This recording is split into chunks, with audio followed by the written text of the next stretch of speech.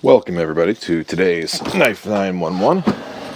Finally got my thoughts straight. We're going to be talking about this Benchmade Freek here in CPM M4, the Super Freek as some are calling it on the internet.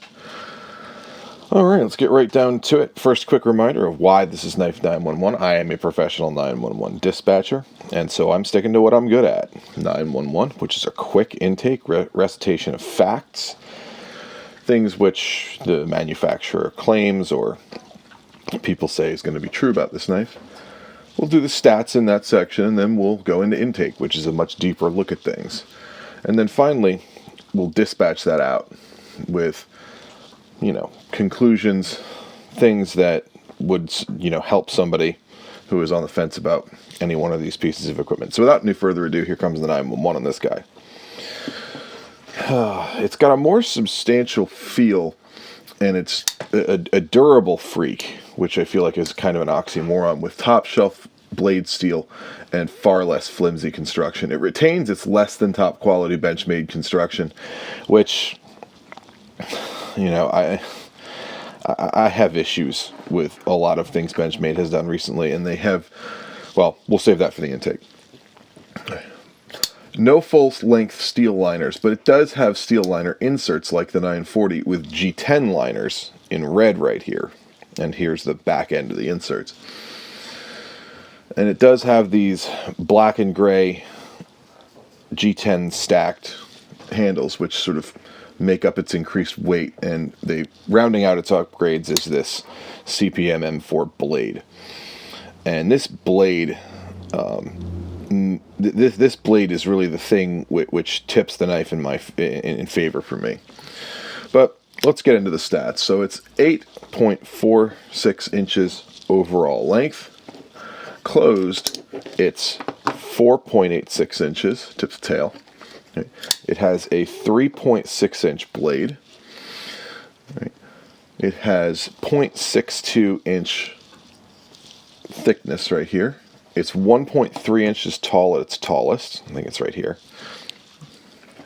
It weighs 4.3 ounces, or 121.9 grams. It's made from 110,000th blade stock, 2.8 millimeters thick. It's a traditional drop point profile. It has a partial saber grind, meaning that the saber grind doesn't run all the way up to the tip. It runs only up to about there.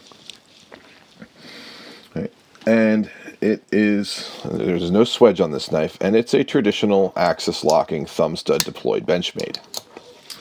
So, getting right into it. Well, it looks like just another Freek. The changes here are more than just skin deep. The Dash 1 model weighs almost an ounce more. It's 22% heavier. And the weight all goes into stiffening up the build.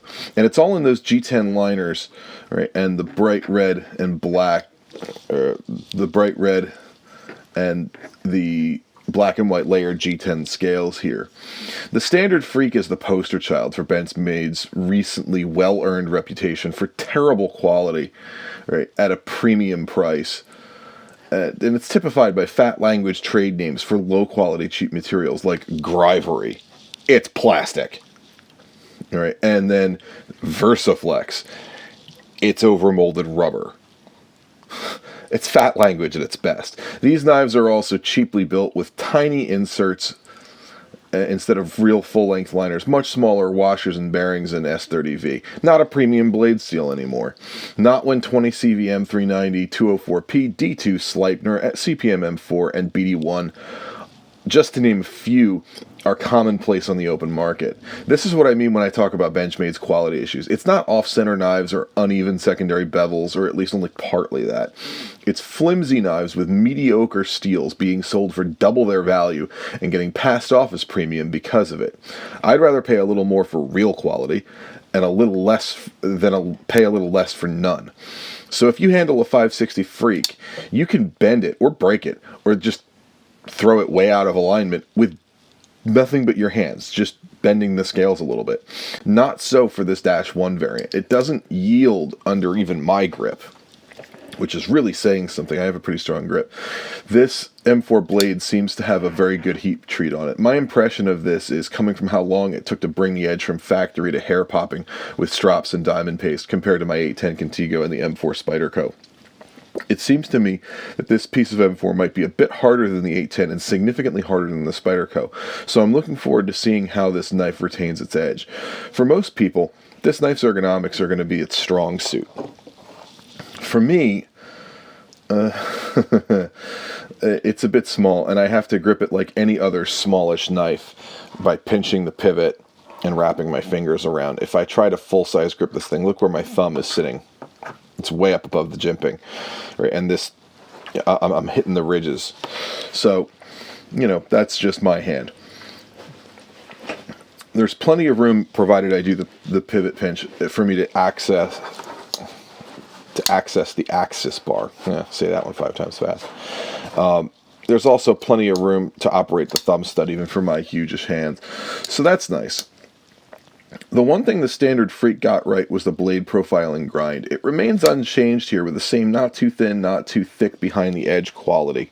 Right here, I'm not sure if the camera is going to focus on this, but you can see that it's kind of thin behind the edge, but really not very.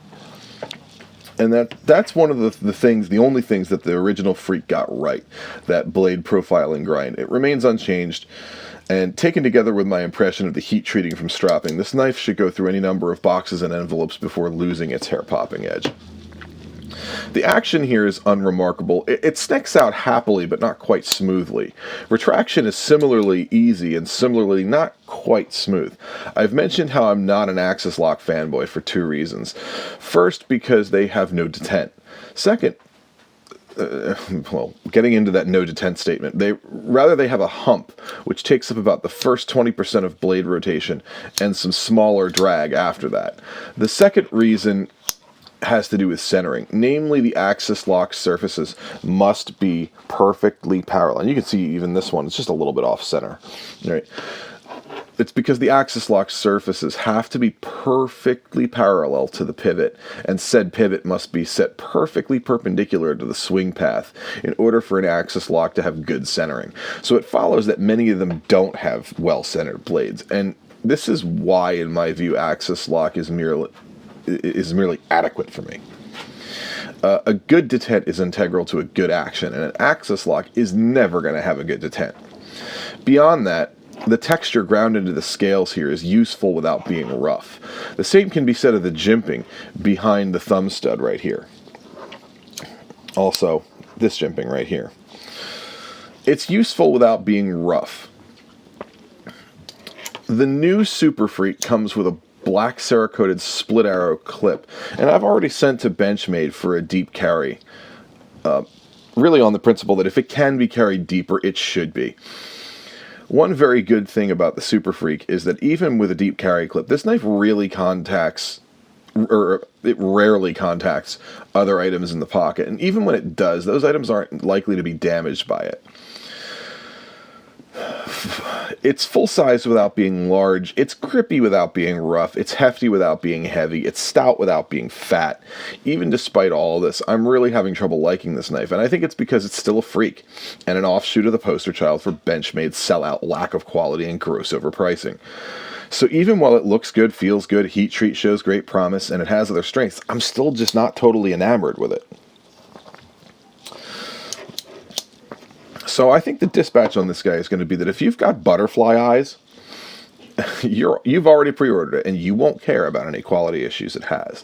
For the rest of us, both in the knife community and not in the knife community, like any other Benchmade, go to your local dealer and inspect it before you buy it.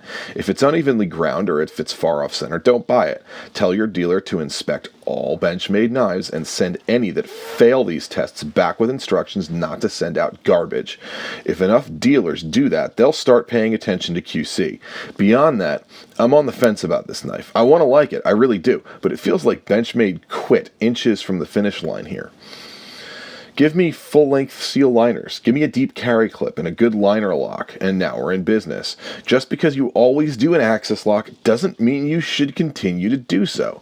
The 757 Vickr is a shining example of how well Benchmade can do liner locks, and this has potential. Maybe for a liner lock version? Alright everybody, that's today's Knife 911. Thank you for viewing. If you enjoyed this, please like and subscribe. Give us a share.